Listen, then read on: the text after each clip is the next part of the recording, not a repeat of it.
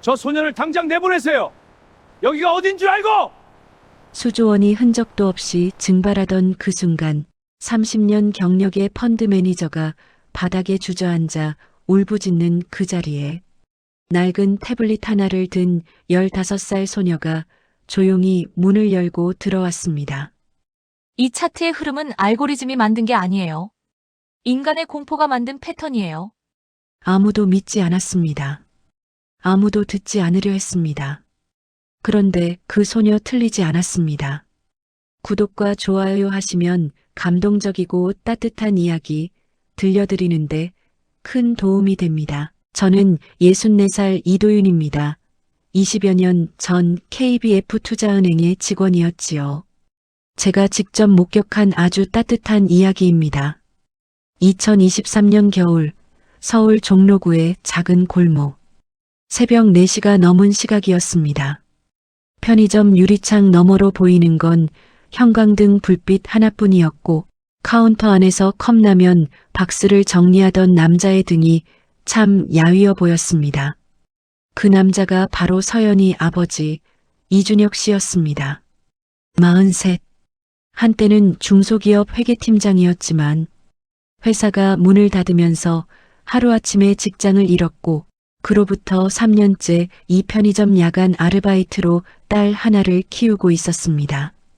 밤 11시부터 새벽 7시까지 시급 10,000원에 조금 못 미치는 돈을 받으며 그는 매일 밤 혼자 유리창을 닫고 재고를 정리하고 취객을 달랬습니다. 집은 종로구 낙원동 골목 안쪽 반지하. 창문에 햇빛이 들어오는 시간은 하루에 딱 2시간뿐이었습니다.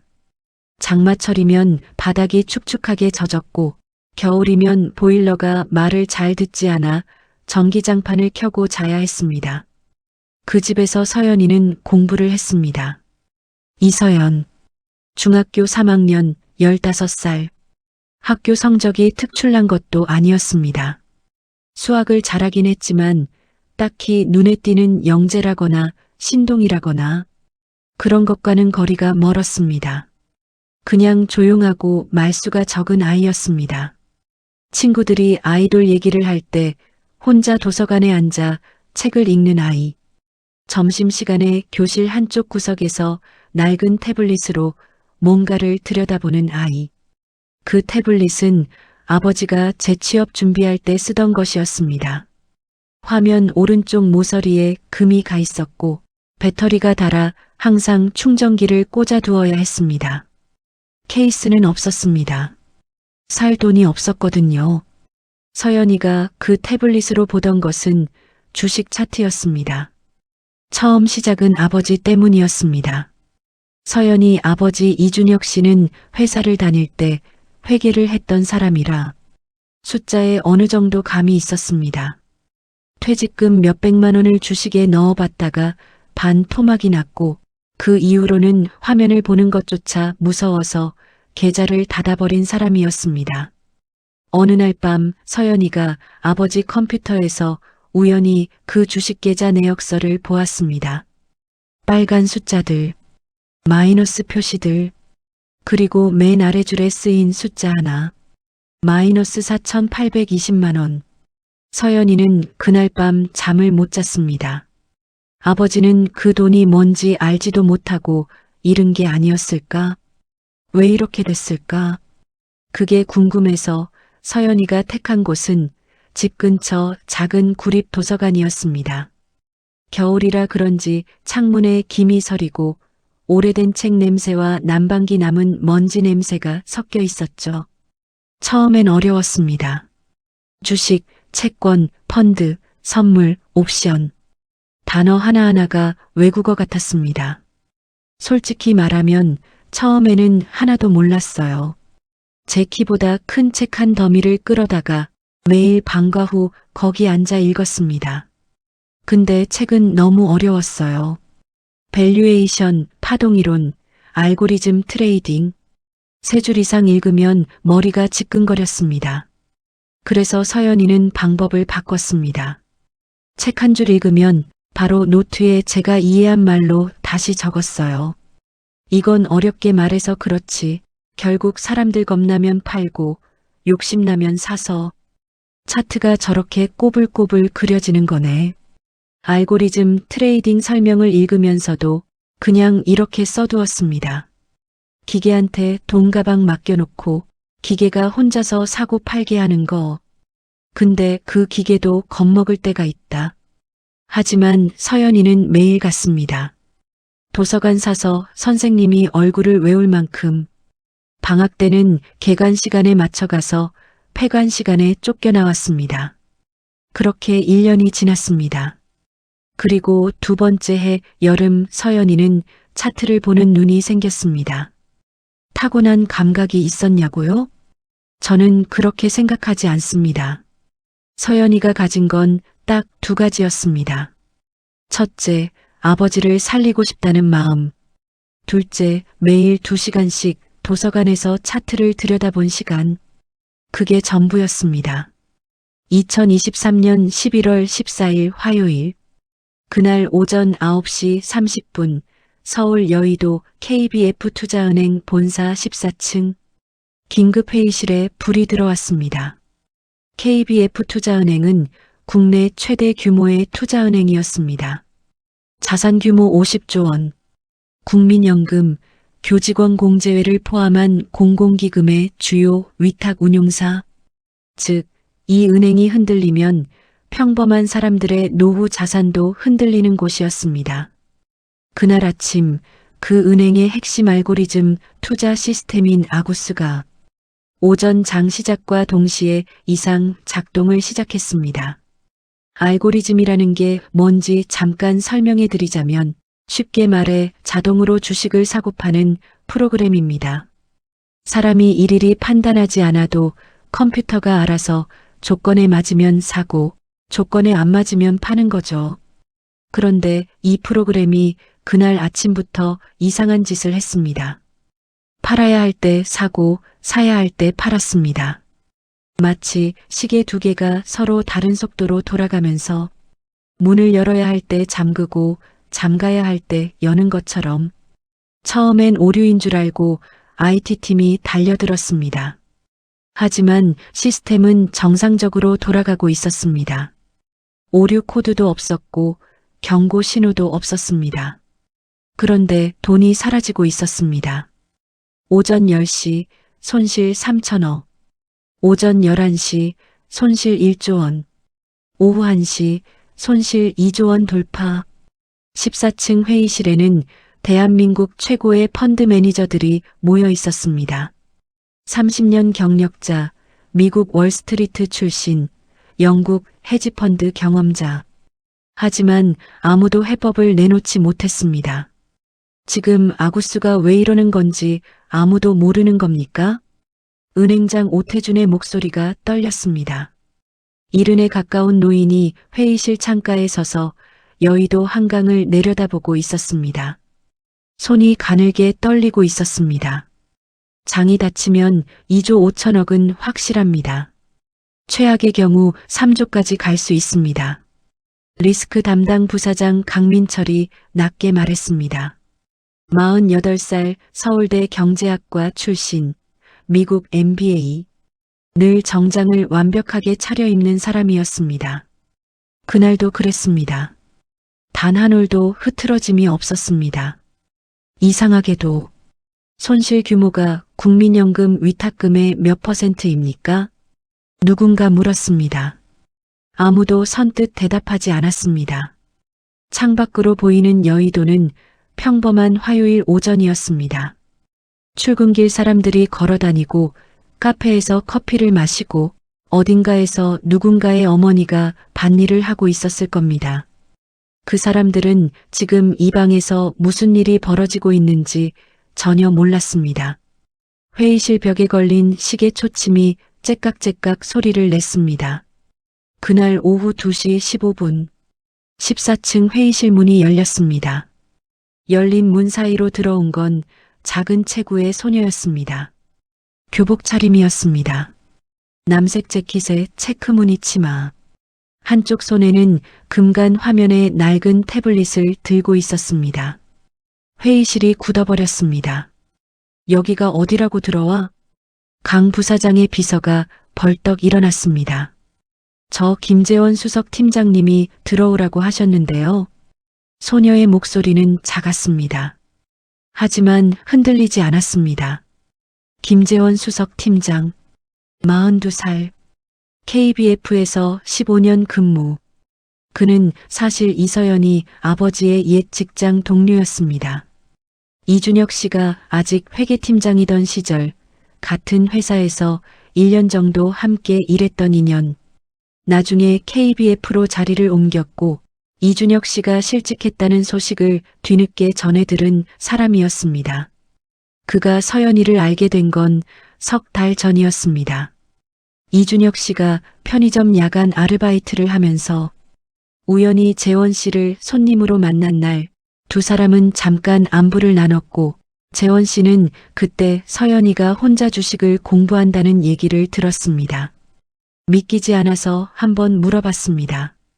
서연이에게 연락해서 차트 아무거나 하나 분석해봐라고 했더니 서연이가 보내온 분석이 전문가 수준이었습니다.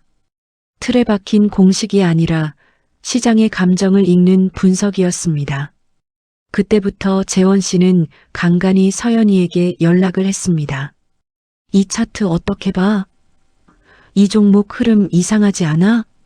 서연이는 항상 답했습니다. 정확하게. 그날 오후 아구스 오류로 회의실이 아수라장이 되었을 때 재원 씨는 마지막 수단으로 서연이에게 전화를 했습니다. 서연아, 지금 나한테 올 수 있어? 학교 끝났어? 수업 끝났어요. 왜요? 차트 하나 봐줘야 해. 큰일 났어. 서연이는 망설이지 않았습니다. 지하철을 2번 갈아타고 여의도까지 왔습니다. 교복 차림 그대로 낡은 태블릿 하나 들고 회의실 문을 열었을 때 서연이는 그 많은 어른들의 시선이 한꺼번에 자기에게 쏟아지는 걸 느꼈습니다. 심장이 두근거렸습니다. 손가락 끝이 차가워졌습니다. 하지만 서연이는 고개를 들었습니다. 저 소녀를 당장 내보내세요. 여기가 어딘 줄 알고. 강 부사장이 차갑게 말했습니다. 잠깐만요. 재원 씨가 손을 들었습니다. 이 아이가 차트 분석을 할 수 있습니다. 지금 우리한테 시간이 얼마나 있습니까? 장 마감까지 2시간 남았습니다. 잃을 게 없습니다. 회의실이 조용해졌습니다. 은행장 오태준이 천천히 소녀를 바라보았습니다. 앉아봐요. 늙은 은행장의 목소리는 생각보다 부드러웠습니다. 서연이가 자리에 앉았습니다. 회의실 한쪽 벽에는 대형 모니터가 여러 개 붙어 있었습니다. 초록과 빨간 숫자들이 쉴 새 없이 바뀌고 있었습니다. 보조 모니터에는 아구스 알고리즘의 실시간 매매 내역이 흘러내리고 있었습니다. 이게 지금 아구스 ARGUS가 처리하고 있는 포지션들이에요? 서연이가 물었습니다. 재원 씨가 고개를 끄덕였습니다. 서연이는 낡은 태블릿을 꺼냈습니다. 화면이 깜빡였습니다. 충전이 반쯤 됐을 때 특유의 증상이었습니다.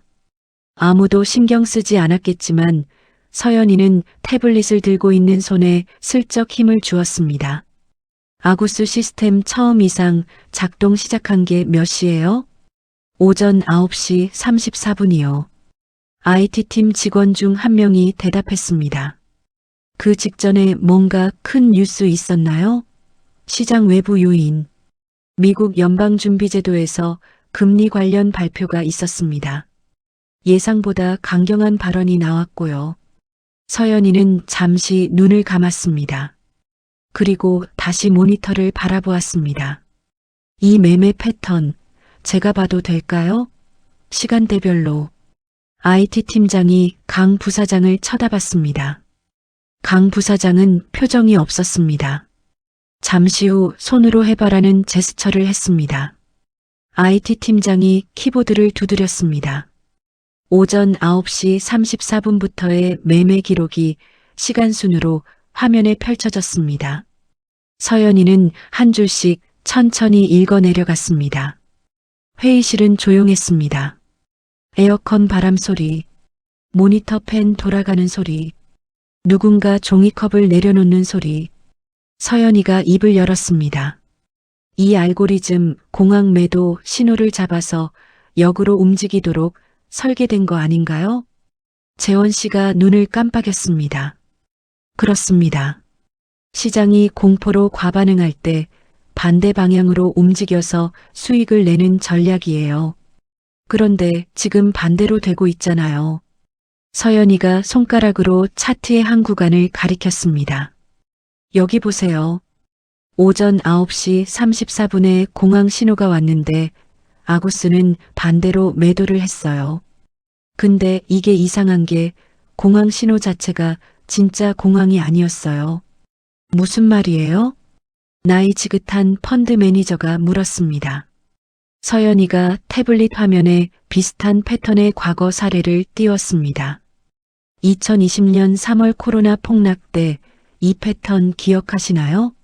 시장이 진짜 공황일 때는 매도세가 고르게 퍼집니다. 그런데 오늘 아침 신호는 달랐어요. 특정 종목군에서만 매도세가 집중됐어요. 인위적인 공황 신호예요. 회의실 온도가 조금 내려간 것 같았습니다. 인위적? 은행장 오태준이 앞으로 몸을 기울였습니다. 누군가 의도적으로 특정 종목을 집중 매도해서 아구스가 공황으로 인식하게 만든 거예요. 그러면 아구스는 역방향 매수를 해야 하는데 역방향 매수가 아니라 매도를 하고 있어요. 서연이의 목소리가 약간 떨렸습니다. 그 말은 재원 씨가 천천히 말했습니다. 아구스 내부가 조작됐다는 소리잖아. 회의실이 얼어붙었습니다. 그 순간이었습니다. 강 부사장이 의자에서 일어났습니다. 잠깐만요. 그는 천천히 서연이 쪽을 바라보았습니다. 지금 중학생 아이가 하는 말을 여기 계신 분들이 다 진지하게 받아들이고 있는 겁니까? 비웃음이 담긴 목소리였습니다. 이건 우리 은행 역사상 가장 큰 위기입니다. 금융감독원도 관심을 갖고 있어요. 아무 자격도 경력도 없는 미성년자의 분석을 진지하게 검토한다는 게 말이 됩니까? 재원 씨가 반박하려 했지만 강 부사장이 손을 들어 막았습니다. 김 팀장, 나는 당신을 이 자리 끝나고 따로 봐야겠어요. 서연이는 고개를 숙였습니다. 가슴속에 뭔가 무거운 것이 내려앉는 느낌이었습니다. 내가 틀린 걸까? 그 생각이 잠깐 들었습니다. 화면에 가득 찬 숫자들이 눈앞에서 흔들렸습니다. 아니야. 이건 내가 도서관에서 봤던 패턴이랑 같아. 분명히 같아. 서연이는 속으로 되뇌었습니다. 손을 무릎 위에 놓고 꽉 쥐었습니다. 부사장님, 은행장이 낮게 말했습니다. 일단 들어봅시다. 은행장님, 이건 강 부사장. 오태준 은행장의 목소리가 굳었습니다. 내가 이 은행 50년을 봐왔습니다. 최고의 시스템이 실패하는 건 봤어요. 최고의 전문가들이 틀리는 것도 봤고, 지금 우리한테 새로운 시각이 필요한 건 맞습니다. 앉아요. 강 부사장이 입을 다물었습니다. 그의 얼굴에 뭔가 스쳐 지나갔습니다. 불안인지 분노인지 아니면 다른 무언가인지 서연이는 그 표정을 보았습니다. 그리고 직감적으로 뭔가 이상하다는 걸 느꼈습니다. 재원 씨도 그 눈빛을 읽었습니다. 회의실 안 사람들은 아직 몰랐지만 그 방 안에 적이 있었습니다. 이야기를 잠깐 서연이 아버지 쪽으로 돌려야 할 것 같습니다. 그날 오후 2시 이준혁 씨는 낮 시간에 잠을 자고 있었습니다. 야간 근무를 마치고 오전 7시 반에 귀가해서 쓰러지듯 잔 것이었습니다. 오래된 전기장판 위에 이불 하나를 덮고 창문으로 들어오는 겨울 햇빛이 그의 발 쪽에 닿아 있었습니다. 핸드폰이 울렸습니다. 서연이었습니다. 아빠, 나 지금 여의도에 있어. 반쯤 잠들었던 준혁 씨의 눈이 떠졌습니다. 여의도? 거기 왜? 재원 아저씨가 불렀어. 도움이 필요하다고. 아빠 친구 맞지? 준혁 씨는 잠시 말이 없었습니다. 응, 맞아. 무슨 일이야? 큰 회사에서 무슨 문제가 생겼대. 나 차트 좀 봐줄 수 있냐고. 준혁 씨의 심장이 쿵 내려앉았습니다. 그게 무슨 말인지 몰라서가 아니었습니다. 알 것 같아서였습니다. 서연아. 응. 무서워? 잠깐 침묵이 흘렀습니다. 조금. 준혁 씨는 이불을 걷어내고 천장을 바라보았습니다. 반지하 천장에는 얼마 전 생긴 곰팡이 자국이 있었습니다. 제때 고치지 못한 그 자국. 서연아. 응, 아빠. 내가 옳다고 생각하면 말해. 눈치 보지 말고. 응. 아빠는 괜찮아. 걱정하지 마. 전화가 끊겼습니다. 준혁 씨는 한동안 그냥 누워 있었습니다. 눈을 감고 천장을 향해 눈을 감고 이런 날이 올 줄은 몰랐습니다. 자기가 실패한 자리에서 딸이 뭔가를 하고 있다는 것. 그게 자랑스러운 건지 미안한 건지 잘 모르겠다는 생각이 들었습니다. 두 감정이 한꺼번에 왔습니다. 눈물이 날 것 같았지만 나오지는 않았습니다. 다시 여의도로 돌아옵니다. 서연이는 회의실 화면을 계속 들여다보고 있었습니다. IT 팀장님, 여쭤봐도 될까요? IT 팀장이 고개를 끄덕였습니다. 아구스 코드가 마지막으로 수정된 게 언제예요? 보안상 코드 전체는 공개하기 어렵습니다만. 아니요, 그냥 수정 날짜만요. IT 팀장이 키보드를 두드렸습니다. 최근 패치는 어제 저녁 11월 13일 오후 10시 42분이네요. 서연이가 태블릿에 뭔가를 메모했습니다. 그 패치 누가 승인했어요? 회의실이 조용해졌습니다. IT 팀장이 화면을 들여다보더니 천천히 얼굴이 굳었습니다. 리 리스크 부사장님 승인 코드로 올라와 있는데요. 모든 시선이 강 부사장에게 향했습니다. 강 부사장은 미동도 하지 않았습니다. 야간 패치는 항상 내가 최종 승인합니다. 문제 있습니까? 목소리가 너무 차분했습니다. 이 상황에서 이 눈빛들 앞에서 저렇게 차분할 수 있다는 게 서연이는 태블릿 화면을 다시 봤습니다.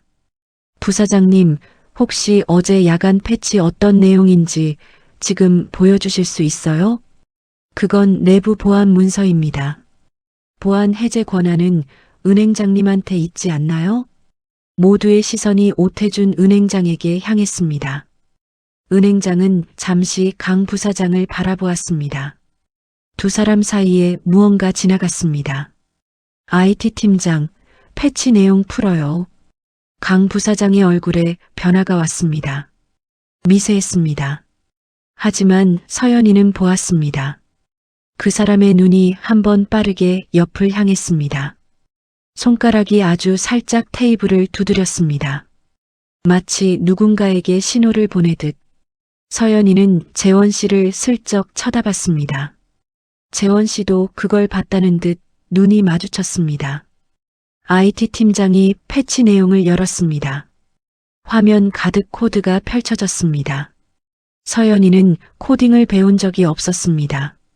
하지만 이 코드가 뭐라는 건지 어느 정도 이해할 수 있었습니다.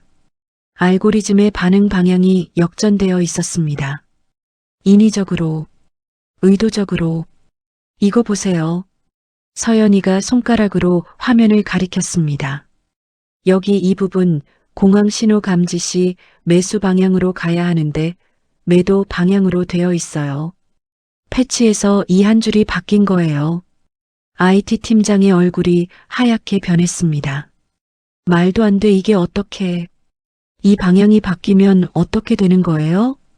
재원 씨가 물었습니다. 시장이 공포로 출렁이면 아구스가 반대 방향으로 달려요. 공항시 매수가 아니라 공항시 매도. 그러면 누군가 시장에서 공황을 인위적으로 만들어서 아구스를 유인하면 아구스가 스스로 파국을 향해 달려들어요. 회의실이 조용해졌습니다.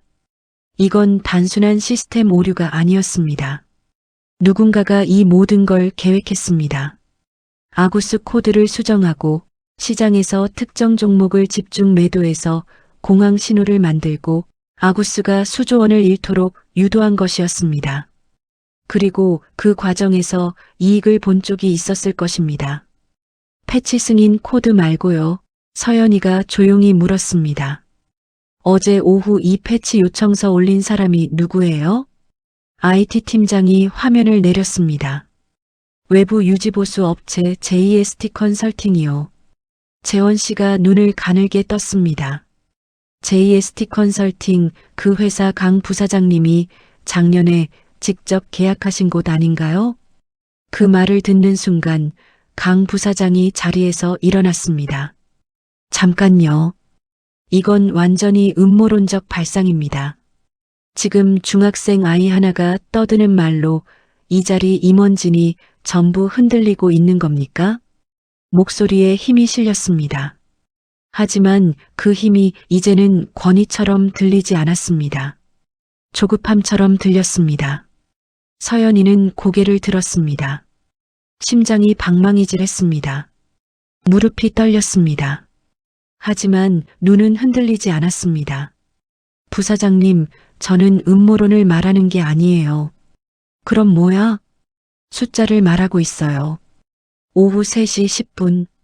장 마감까지 50분이 남아 있었습니다. 손실은 2조 3천억에 이르고 있었습니다.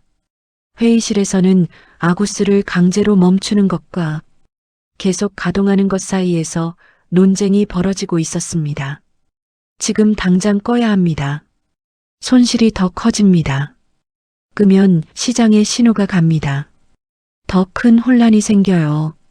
계속 켜두면 3조 넘어갑니다. 모두가 떠들었습니다. 서연이는 혼자 조용했습니다. 태블릿을 들고 차트를 보고 있었습니다. 재원 씨가 다가왔습니다. 서연아, 뭐 보고 있어? 지금 이 공황 신호를 인위적으로 만든 세력 그들이 어디서 이익을 챙기는지 추적하고 있어요. 어떻게? 시장에서 특정 종목을 공매도해 놓고 공황을 만들면 그 종목들이 떨어지겠죠. 그 세력이 미리 공매도를 어마어마하게 걸어둔 종목들이 있을 거예요. 그걸 찾으면 그 세력을 역이용할 수 있어요. 재원 씨가 눈을 크게 떴습니다. 역이용? 어떻게? 아구스를 완전히 끄지 말고 이 종목들만 역방향으로 대량 매수하면요. 서연이가 태블릿 화면을 재원 씨에게 보여주었습니다. 재원 씨의 표정이 바뀌었습니다. 잠깐, 이거 맞아. 이게 될 수도 있어. 그는 은행장 쪽으로 달려갔습니다. 강 부사장은 재원 씨가 움직이는 걸 보았습니다.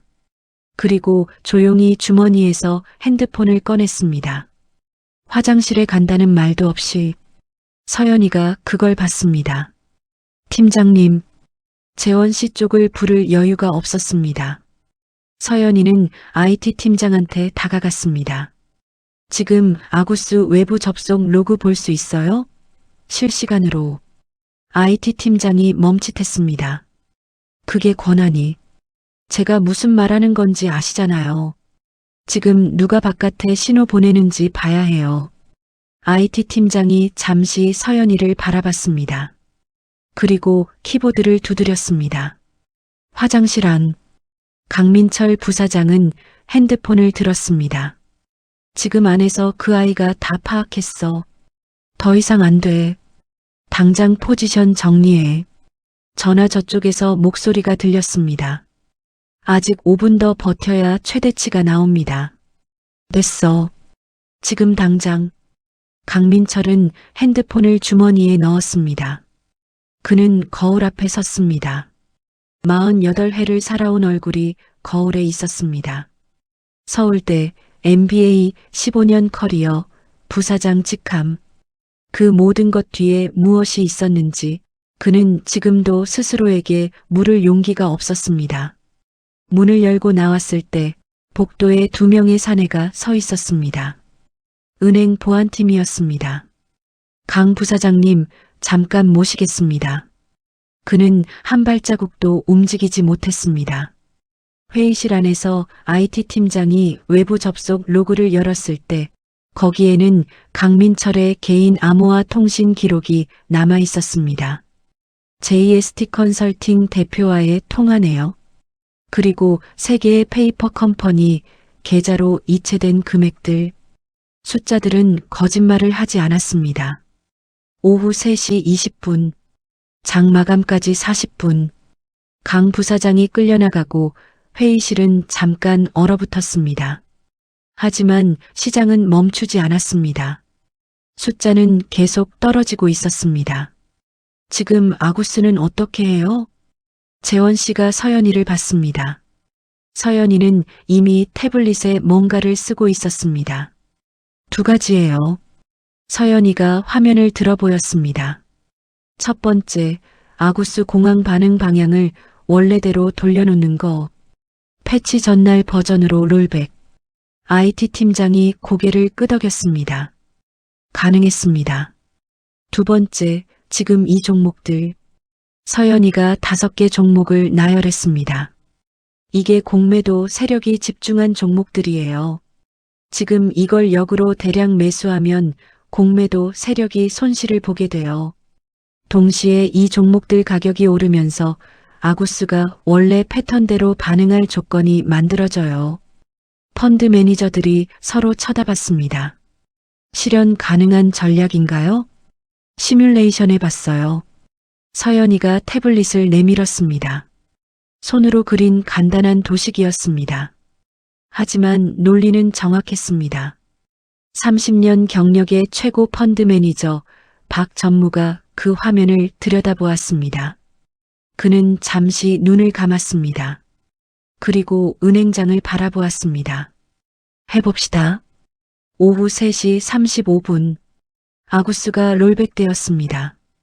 동시에 5개 종목에 대한 긴급 매수 주문이 들어갔습니다. 회의실 안은 숨소리조차 없었습니다. 모니터에 빨간 숫자들, 초침 소리, 에어컨 바람, 그리고 30초 후 한 종목에서 가격이 올라갔습니다. 작은 변화였습니다. 하지만 모두 그걸 보았습니다. 그리고 연쇄 반응이 왔습니다. 공매도 세력이 손실을 버티지 못하고 포지션을 정리하기 시작했습니다. 그 정리가 추가 매수로 이어지고 종목 가격이 올라가고 아구스가 그 신호를 잡아 원래 전략대로 작동하기 시작했습니다. 모니터의 숫자들이 조금씩 달라졌습니다. 빨간 숫자들 사이에 파란 숫자가 하나 나타났습니다. 그 다음 2개, 그 다음 3개. 박 전무가 소리를 질렀습니다. 돌아서고 있어. 누군가 탄성을 질렀습니다. 누군가는 박수를 쳤습니다. 오태준 은행장은 창가에 서서 눈을 감았습니다. 서연이는 아무 말도 하지 않았습니다. 화면을 바라보며 조용히 손을 내려놓았습니다. 태블릿 화면이 한 번 더 깜빡였습니다. 배터리가 다 됐습니다. 오후 3시 30분 코스피장이 마감되었습니다. 아구스의 최종 손실은 3,200억 원이었습니다. 초반 예상의 10분의 1. 전액 회수는 못했지만 국가부도 수준의 위기는 막은 것이었습니다. 은행장이 서연이 앞에 섰습니다.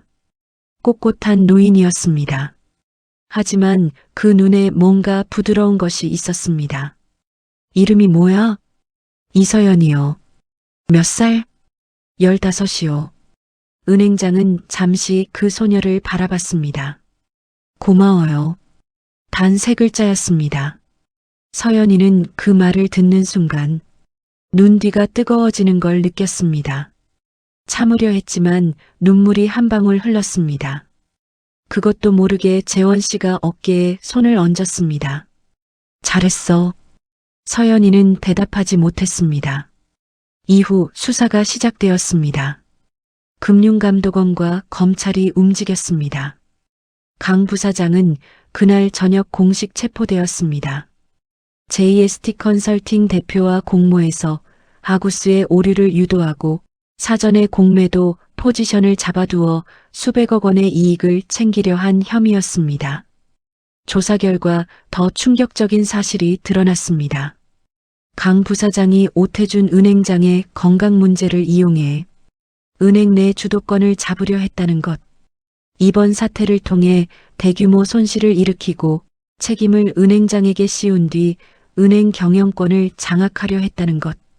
그 음모의 배후에는 해외 헤지펀드 자본이 있었습니다. 서연이가 패턴에서 읽어낸 인위적인 공황 신호는 단순한 시스템 오류가 아니라 치밀하게 설계된 금융 범죄의 방아쇠였습니다. 그리고 그 방아쇠를 잡아챈 것이 낡은 태블릿을 들고 나타난 15살 소녀였습니다. 저녁 6시 서연이는 지하철을 타고 집으로 돌아갔습니다. 종로 방향 지하철 안. 퇴근하는 사람들 사이에 끼어 앉은 교복 입은 소녀. 태블릿 화면은 꺼져 있었습니다. 충전 케이블을 꽂을 콘센트가 없었으니까요. 낙원동 골목 입구에서 서연이는 멈췄습니다. 반지하 창문에 불이 켜져 있었습니다. 아버지가 저녁을 차리고 있는 것 같았습니다. 서연이는 그 불빛을 바라보았습니다. 계단을 내려가 문을 열었습니다. 왔어? 아버지가 계란말이를 부치다 돌아봤습니다. 응. 배고프지? 응. 서연이는 가방을 내려놓고 식탁에 앉았습니다. 이 집의 식탁은 작았습니다. 두 사람이 마주 앉으면 꽉 찰 만한 크기. 냉장고 소리가 컸고 창문으로 골목 소리가 들렸습니다. 아버지가 계란말이를 담아 식탁에 올렸습니다. 오늘 어땠어? 괜찮았어. 잘했어? 서연이는 잠깐 아버지를 바라봤습니다. 43살. 야간 근무로 거칠어진 손. 조금 웃고 있는 눈. 응. 잘한 것 같아. 아버지가 고개를 끄덕였습니다. 다행이네. 둘은 그냥 밥을 먹었습니다. 텔레비전을 켜지도 음악을 틀지도 않고 조용한 반지하 식탁에서 그 조용함이 그날 밤만큼은 어느 고급 레스토랑의 저녁보다 따뜻했습니다. 이 사건이 언론에 보도된 건 사건 발생 2달 후였습니다. 처음에는 금융 범죄 보도였습니다. 하지만 그 배경에 15살 소녀가 있다는 사실이 알려지면서 이야기는 달라졌습니다. KBF투자은행은 서연이에게 사례금을 제안했습니다. 서연이는 돈을 거절했습니다. 대신 한 가지를 요청했습니다. 저처럼 도서관에서 혼자 공부하는 아이들을 위한 경제 교육 프로그램을 만들어주세요. KBF는 그 요청을 받아들였습니다. KBF 청소년 금융교육재단이 설립되었습니다. 전국 공공도서관에 무료 경제 교육 프로그램이 만들어졌습니다. 서연이가 초대 자문위원으로 이름을 올렸습니다. 이준혁 씨는 KBF 재단 산하교육팀 행정직으로 전환 채용되었습니다. 야간 편의점 아르바이트는 그날로 끝이 났습니다. 낙원동 반지하는 새해 봄에 이사를 나갔습니다. 마포구 쪽 작은 투룸. 창문으로 하루 5시간 햇빛이 들어오는 집이었습니다.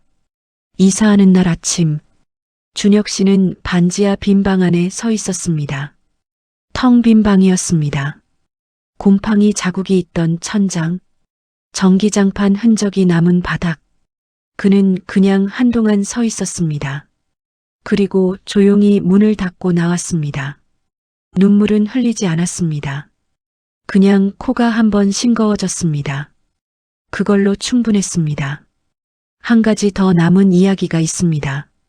재단 설립 기념식 날, 서연이가 짧게 발언을 했습니다. 저 같은 애들은요. 서연이가 말했습니다. 부모님이 주식으로 돈 잃는 거 보면서 왜 그런지 누구도 설명해 주지 않는 애들. 반지하에서, 편의점에서, 공장에서 자라는 아이들이 돈에 울지 않도록, 돈이 사람을 울리는 게 아니라 살리는 도구가 되도록 배울 수 있는 곳을 만들고 싶어요. 저는 주식으로 부자가 되고 싶었던 게 아니라 주식 때문에 우는 어른들 조금이라도 줄었으면 해서 공부한 거거든요. 은행장이 천천히 고개를 끄덕였습니다. 이보다 더 의미 있는 투자는 없을 것 같군. 그날 KBF 투자은행은 공식적으로 약속했습니다. 서연이가 천천히 말했습니다. 저는 그냥 아버지가 잃어버린 돈이 왜 사라졌는지 알고 싶었어요. 그래서 도서관에 갔고 책을 읽었고 차트를 봤어요. 그게 전부예요. 객석이 조용했습니다. 그런데 그게 쌓이니까 어느 날 갑자기 눈에 보이는 게 있었어요. 차트 뒤에 있는 게, 숫자 뒤에 있는 게 사람들의 마음이었어요. 시장은 결국 사람들이 무섭고 희망을 품고 욕심을 내고 후회하는 감정들의 흔적이에요. 그걸 읽는 거예요. 잠깐 멈췄다가 이 재단이 앞으로 더 많은 아이들이 그 흔적을 읽을 수 있게 도와줬으면 좋겠어요. 박수가 터졌습니다. 오태준 은행장이 박수를 치면서 그 소녀를 바라봤습니다. 이준혁 씨는 맨 뒷자리에 앉아서 딸의 뒤통수를 바라봤습니다. 그 등이 이제는 작아 보이지 않았습니다. 이 이야기를 들으면서 저는 한 가지를 생각했습니다. 서연이를 특별하게 만든 게 뭐였을까? 재능? 아니었습니다. 도서관에서 보낸 2회의 시간이었습니다. 배경? 아니었습니다. 반지하에서 야간 편의점 아르바이트하는 아버지를 살리고 싶다는 마음이었습니다. 그리고 결정적인 순간에 그 아이가 선택한 것은 돈이 아니었습니다. 돈보다 사람을 택했습니다. 그리고 그 선택이 누군가의 집을 지켜주고 누군가의 퇴직금을 지켜주고 무엇보다 아빠의 허리를 지켜줬습니다. 이 이야기를 듣고 계신 여러분, 혹시 당신도 어떤 숫자 때문에 밤잠 설쳤던 날이 있으신가요? 그 숫자 뒤에 있는 당신의 시간, 당신의 노고, 당신의 가족을 누가 어떻게 대하고 있는지 한 번쯤 묻고 싶어졌다면 이 사연은 그걸로 충분하다고 생각합니다. 마지막으로 저 스스로에게도 늘 하는 말을 여러분께도 조용히 건네며 사연을 마무리할게요. 돈은 사람을 지배하라고 있는 게 아니라 사람을 살리라고 있는 거다. 오늘 밤도 당신의 수고가 헛되지 않기를 진심으로 바랍니다. 우리가 살면서 자주 무시당하고 밀려나고 안 된다는 말을 들을 때 어디서든 그 자리를 지키며 쌓아온 것들이 있다면 언젠가 그게 빛을 발하는 날이 옵니다. 늦지 않습니다. 아직 늦지 않았습니다. 오늘도 긴 이야기 끝까지 들어주셔서 감사합니다.